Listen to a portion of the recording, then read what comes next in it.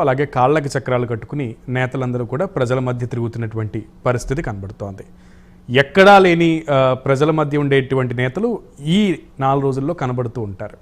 అలాగే ఎప్పుడూ చూడనటువంటి డబ్బు, ఎక్కడా చూడనటువంటి మద్యం సరఫరా ఈ కొన్ని నాళ్లలో, అంటే ఇంకొక 10 రోజుల తర్వాత నుంచి, లేదంటే ఈపాటికి కొన్ని ప్రాంతాల్లో స్టార్ట్ అయిపోయి ఉంటే ఇంకా సభలు సమావేశాలు స్టార్ట్ అవ్వలేదు కాబట్టి స్టార్ట్ అయిన కాడి నుంచి ఈ ప్రవాహం అయితే ఏరులై పారుతుంది. సో అంత బాగా ఈ మద్యం కానీ లేదంటే డబ్బు ప్రవాహం కానీ ఎలక్షన్స్ వచ్చిన తర్వాత జరుగుతూ ఉంటూనే ఉంటుంది. మొన్నటిదాకా తెలంగాణలో బైపోల్ ఎలక్షన్ మా నియోజకవర్గానికి రావాలంటే మా నియోజకవర్గానికి రావాలని కొంతమంది సిట్టింగ్లకే నియోజకవర్గ కార్యకర్తలు వెళ్ళి మీరు రాజీనామా చేస్తే మాకు మళ్ళీ బైపోల్ వస్తే డబ్బులు వస్తాయి, మద్యం మళ్ళీ ఏరులై పారుతుంది అని చెప్పి రిక్వెస్ట్లు పెట్టిన పరిస్థితి కూడా మనం చూసాం.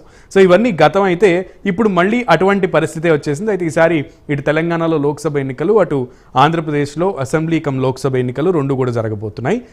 ఈ ఎన్నికలలో ఎప్పటిలాగానే ఈసీ స్టేట్మెంట్స్కి పరిమితం అవుతుందా, నిజంగానే కట్టడి చేయగలుగుతుందా, చేయగలిగే అవకాశం ఉందా లేదా, అసలు ఈసీ ఈ డబ్బు మద్యం అరికట్టడానికి, అంటే విచ్చలవిడిగా ప్రవాహం అయ్యేటువంటి వీటిని అరికట్టడానికి ఎటువంటి చర్యలకు ఉపక్రమించబోతోంది, ఉన్న స్ట్రాటజీ ఏంటి, అవి ఎంతవరకు సాధ్యమవుతుంది అమలవడానికి అనే దాని గురించి ఈరోజు డిస్కస్ చేద్దాం. ఈరోజు అందరూ కూడా అనలిస్టులని తీసుకొచ్చాను, ఎందుకంటే బయాస్డ్గా కాకుండా స్ట్రైట్గా దీని గురించి క్లియర్గా విశ్లేషించాలి, ప్రజలకి తెలియజేయాలి అనేటువంటి ఉద్దేశంతో ఈరోజు బండారు రామ్మోహన్ గారు అనలిస్ట్ గారు మనకి అందుబాటులోకి వచ్చారు.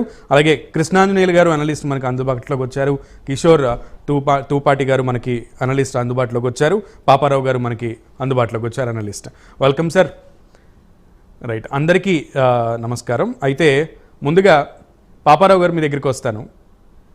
జరుగుతున్నటువంటి పరిస్థితులన్నీ చూస్తున్నాం. ఏ ఎన్నికలకి ఆ ఎన్నికలు ఎప్పుడు కూడా కొత్తే. మద్యం ప్రవాహం, డబ్బు ప్రవాహం మాత్రం ప్రవహించడం మాత్రం మానదు.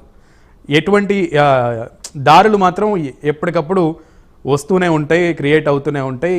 ఇవన్నీ పంచడము ఇవన్నీ సాధ్యమే, అన్నీ జరిగేటువంటి పనులే. కానీ ఇప్పుడు బాబు గారు ఒక మాట అన్నారు, ఒక మాట తీసుకొచ్చారు. చంద్రబాబు గారు మాజీ ముఖ్యమంత్రి డిజిటల్ కరెన్సీని అమల్లోకి తీసుకురావాలి, ఇది డిజిటల్ కరెన్సీని తీసుకొస్తేనే వైసీపీ ధన ప్రవాహానికి అడ్డుకట్ట వేయడం సాధ్యమవుతుంది. అసలు ఈ డిజిటల్ కరెన్సీ అంటే ఏంటి, ఇది అమలు చేయడం సాధ్యమవుతుందా అనే ప్రశ్నకి సమాధానం.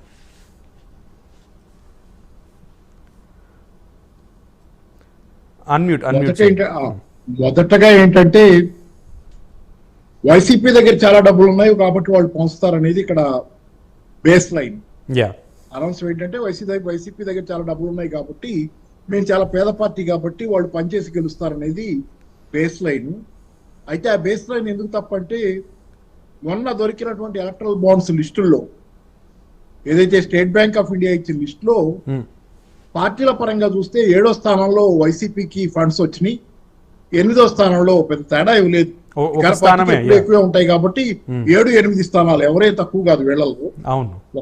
కష్టపుస్ తేడాలు ఉన్నాయి కానీ అధికార పార్టీగా ఎక్కువ డబ్బులు సంపాదించుకుంది కాబట్టి అసలు ఏమి డబ్బులు లేవు అనేది ఉత్త కబుర్లు. ఏంటంటే వీళ్ళు డబ్బులు పంచకుండా మరి కేజ్రీవాల్ ఉన్నారు కదా, కేజ్రీవాల్ పార్టీ ఆమ్ ఆద్మీ పార్టీ అయితే డబ్బులు పంచుతుంది అనేది ఒక చారిత్రకంగా మనం ఇప్పుడు దాకా చూసింది. వాళ్ళు ముందు ఎలా ఉంటారో మనకు తెలియదు కానీ డబ్బులు పంచరు. అలా మేము ఉంటాం నీతిగా, రెండో వాళ్ళు పంచుతారేమో పట్టుకోండి అంటే అర్థం ఉంది. కానీ వాళ్ళు ఎక్కువ పంచుతారు కాబట్టి మేము అంత పంచలేం కాబట్టి వాళ్ళు మాకు ఇబ్బంది.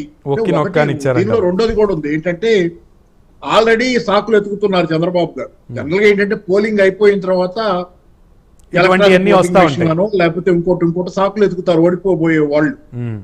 ఆల్రెడీ చంద్రబాబు గారు ఇప్పుడే మొదలు పెట్టారు సాకులు ఎత్తుకు.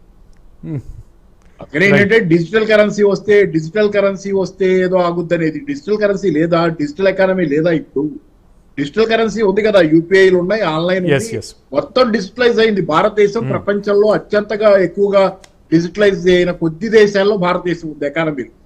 అంటే ఈ ఎన్నికల ఖర్చుని, పార్టీలన్నిటికీ ఎన్నికల ఖర్చుని డిజిటల్ కరెన్సీ రూపంలోనే అమలు చేయాలి అనేటువంటి నిబంధన తీసుకురావాలి. ఫండింగ్ చేస్తే జరుగుద్ది. పార్టీలన్నీ ఫండింగ్ అంటే ఎవరు వింటారండి, ఎవరు వింటారు? అన్ని డిజిటల్ గానే ఖర్చు పెట్టాలంటే ఒక సెంట్రల్ పూల్ ఉండాలి. సెంట్రల్ పూల్ ఉండి ఖర్చు పెడితే, ఇప్పుడు అభ్యర్థులు ఖర్చు పెట్టడం కదా, ఇక్కడ పార్టీ ఖర్చు పెట్టడం కాదు కదా. అభ్యర్థి విడివిడిగా ఏ అభ్యర్థికి అభ్యర్థి ఖర్చు పెట్టుకుంటారు. కొంత వాళ్ళు సొంతం కావచ్చు, కొంత పార్టీ ఇవ్వచ్చు. అభ్యర్థులు ఖర్చు పెట్టేదాన్ని, లోకల్ గా ఖర్చు పెట్టేదాన్ని డీసెంట్రలైజ్ అయిపోయింది. ఈ ఖర్చుని ఎలా ఆపుతారు మీరు? అలా కాకుండా మీరు పార్టీయే ఖర్చు పెట్టాం, అది అసలు ఆ పద్ధతి రాదు. పార్టీ ఖర్చు పెట్టడం రాదు, ప్రభుత్వం ఖర్చు పెట్టే పద్ధతి తేవచ్చు. ప్రభుత్వమే ఎన్నికల్లో ఖర్చులు, ప్రభుత్వం ఫండింగ్, మొత్తం ఎన్నికల ఫండింగ్, ఈసీలో కానీ ఎవరైనా కానీ అదో పద్ధతి. అంతేగాని ఇప్పుడు పార్టీల ఫండింగ్ అని విడిగా ఉండదు. పార్టీలు ఏం చేస్తున్నాయి, డబ్బులు ఉన్న వాళ్ళకే సీట్లు ఇస్తున్నాయి, ఎందుకంటే వాళ్ళు ఖర్చు పెట్టగలరని ఇస్తున్నాయి కాబట్టి వాళ్ళు ఖర్చు పెడతారు. దాన్ని ఎట్లా ఆపుతారు మీరు?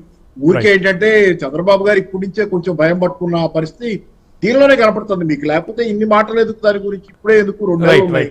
అదొక అందులోనూ చాలా మందికి దాని గురించి అవగాహన ఉండకపోవచ్చు. దాని గురించి చాలా మంది చాలా వరకు అందరికి అవగాహన అయ్యేటువంటి విషయం అయితే కాదు.